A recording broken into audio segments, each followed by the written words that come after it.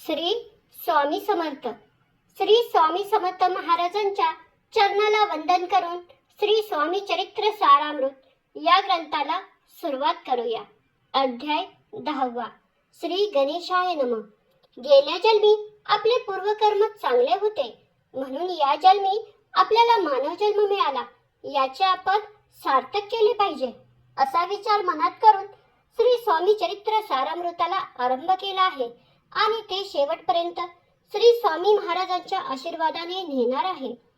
हावेरी नावाच्या गावात एक यजुर्वेदी बाळप्पा नावाचे गृहस्थ राहत होते.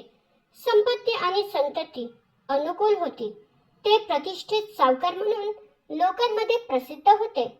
वयाची 30 ओलांडल्यानंतर त्यांचे संसारातून मन उडाले होते. सद्गुरूंच्या सेवेचे दिवस जवळ आले आहेत असं त्यांना वाटू लागले. बहुतेक गोष्टीतून त्यांचे मन उडाले होते. हा संसार आपला नाही, परलोकी मुले पत्नी यांचा काय उपयोग? या ठिकाणी आपण जे पाप पुण्य करू त्याचे फळ आपल्याला याच ठिकाणी भोगावे लागेल. वाईट काम केलं तर दुःख भोगावे लागेल, चांगलं काम केलं तर सुख भोगावं लागेल असा विचार बाळप्पांच्या मनात येत होता. त्याप्रमाणे त्यांचे मन सैरभैर झाले होते. व्यवहारी जगामध्ये त्यांना सुख वाटेनासे झाले. संसारात सारी सुखे उपलब्ध असूनही त्यांच्या मनाला शांती नव्हती. आपल्याला योग्य सद्गुरू कोठे भेटेल हा विचार त्यांच्या मनात रात्रंदिवस येत होता. त्यामुळे त्यांना समाधान मिळत नव्हते. काही दिवसांनी त्यांना लागोपाठ 3 दिवस एकच स्वप्न पडले. पंचपक्वान्नांनी भरलेलं सोन्याचं ताट आपल्या पुढे येत आहे. त्यावेळेला त्यांच्या मनात आलं, सद्गुरू भेटीचा काळ जवळ आला आहे. त्यावेळेला त्यांनी मनामध्ये निश्चय करून घरदार सोडण्याचा विचार केला. संसारातील मायापाश विवेकाच्या शस्त्रांनी तोडण्याचे ठरवले. एके दिवशी सोलापूरला वसुलीच्या कामाला जात आहे असं सांगून सद्गुरूंच्या शोधासाठी घरदार सोडून ते निघाले. जवळ असलेल्या मुरगोड या गावी ते फिरत फिरत आले. चिदंबर दीक्षित म्हणून प्रसिद्ध महापुरुष या गावी होऊन गेले. त्यामुळे मुरगोड हे गाव प्रसिद्ध गाव होतं. दीक्षित हे ईश्वराचा अवतार होते. त्यांनी लहानपणापासून निरनिराळे चमत्कार लोकांना दाखवले होते. त्यांचा महिमा फार मोठा आहे. त्यांचे वर्णन या ग्रंथात करणे अशक्य आहे. श्री स्वामी चरित्र सारामृतामध्ये हा विषय निघाला आहे म्हणून त्यांची कथा थोडक्यात सांगतो. त्यामुळे तुमचे सर्व दोष जातील. ज्याप्रमाणे आपण महायात्रेला जाताना एखादं तीर्थक्षेत्र लागतं तर त्या ठिकाणी थांबून तिथे आपण दर्शन घेतो, अगदी त्याप्रमाणेच श्री स्वामी चरित्र सारामृत या महायात्रेला आपण निघाला आहोत आणि आपल्या मार्गात चिदंबरांचे पुण्यस्थान लागले आहे. म्हणून तिथे थोडा वेळ थांबून त्यांचे दर्शन घेऊया आणि पुढे मार्गक्रमण करूया. त्यामुळे श्रोते हो, सावध होऊन ही सुंदर अशी कथा आनंदाने ऐका. मुरगोड गावात मल्हारराव दीक्षित नावाचे वेदशास्त्रामध्ये पारंगत असणारे ब्राह्मण राहत होते. ते मोठे शिवभक्त होते. धर्म कर्म करणारे तसेच ईश्वराचे भक्त होते. त्यांची प्रसिद्धी सर्वत्र होती.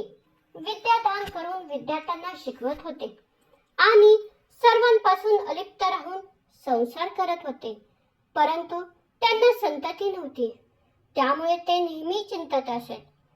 त्यांनी मनामध्ये कामना धरून शंकराची आराधना केली. 12 वर्ष अनुष्ठान केले. शंकराची पूजा केली.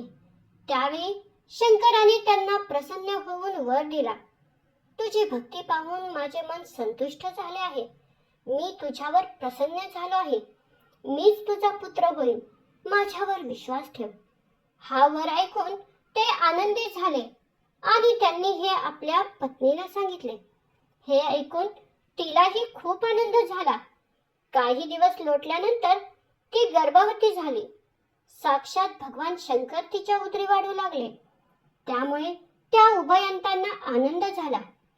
पहा, काय परमेश्वराची लीला आहे. ज्याच्या इच्छेने हे जग चालते. या अनंत कोटी ब्रह्मांडांचा करता करविता प्रत्यक्ष त्रिपुरारी भक्तांच्या इच्छेसाठी गर्भवास भोगतोय. काही दिवसांनी त्यांची पत्नी प्रसूत झाली.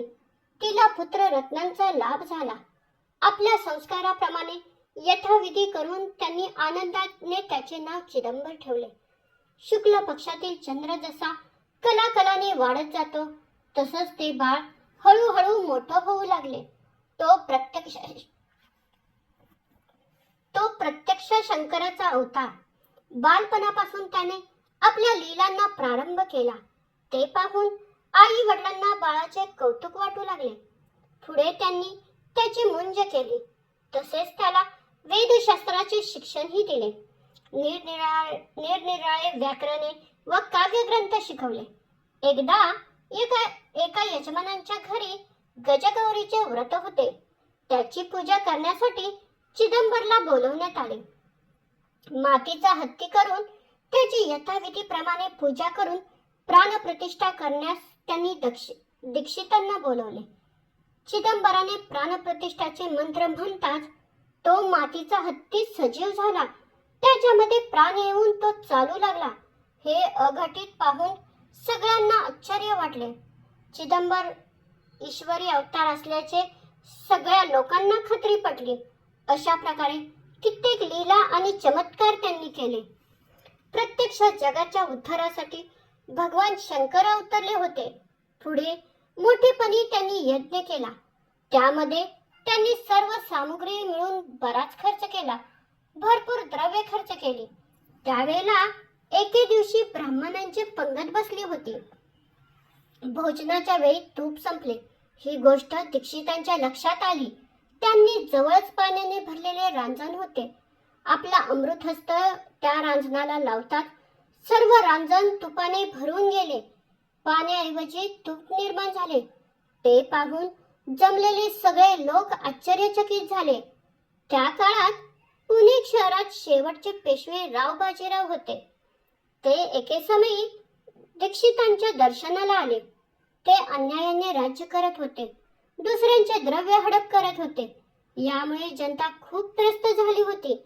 त्यामुळे कोणत्याही संकटकाळी कोणीही त्यांच्या बाजूने उभे राहत नव्हते. त्यांना मुरगोडच्या दीक्षितांबद्दल समजलं. त्यांनी दीक्षितांना निरोप पाठवला. आम्ही आपल्या दर्शनाला येत आहोत. आम्हाला या संकटातून सोडवण्यासाठी काहीतरी मदत करा. दीक्षितांनी त्यांना लगेच उत्तर पाठवले. आपल्या वागण्यामुळे आपल्यावर ईश्वर नाराज झाले आहेत. आपली सर्व राजलक्ष्मी जाईल. आम्ही तुमच्यासाठी काहीच करू शकत नाही. तुमचे सगळे राज्य जाईल. आणि हे सत्य झाले. रावबाजींचे सर्व राज्य गेले आणि जन्मभर त्यांना ब्रह्मवर्त या ठिकाणी नजरकैदेमध्ये ठेवले. एकदा अक्कलकोटमध्ये श्री स्वामी महाराजांच्या समोर दीक्षितांचा विषय निघाला आणि ते म्हणाले, आम्ही दीक्षितांना ओळखतो. या यज्ञ समारंभांच्या वेळी तूप वाढण्याची कामगिरी आमच्याकडेच होती. असे हे त्रिभुवनी भ्रमण करणारे श्री स्वामी महाराज ज्यांची लीला अगाध आहे ते दीक्षितांच्या घरी असणे यामध्ये काय बरं नवल आहे. असं हे महासिद्ध दीक्षितांची कथा थोडक्यात सांगितलेली आहे. अशा या पुण्यस्थानी मुरगोड या ठिकाणी बाळप्पा आले. तेथे आल्यानंतर त्यांना समजले की येथे जवळच अक्कलकोट श्री स्वामी समर्थ नावाचे यती आहेत. भक्तांचा उद्धार करण्यासाठी प्रकटले आहेत. अशा प्रकारे अमृतासारख्या रसाळ कथा श्रोते हो एकरूप होऊन ऐका. त्या ऐकून तुम्ही पावन व्हाल. पुढील अध्यायात बाळप्पा जपध्यान करतील. त्यांची भक्ती पाहून श्री स्वामी महाराज त्यांच्यावर कृपा करतील. अशा प्रकारे भक्तांची माऊली अक्कलकोटमध्ये प्रकट झाली. त्यांच्या कृपेची सावली आमच्यावर सदैव राहावी हीच श्री स्वामी समर्थ महाराजांच्याकडे आमचे मागणे आहे. अशा प्रकारे श्री स्वामी चरित्र सारामृत या ग्रंथातील हा अध्याय इथेच समाप्त होत आहे. श्री स्वामी समर्थ.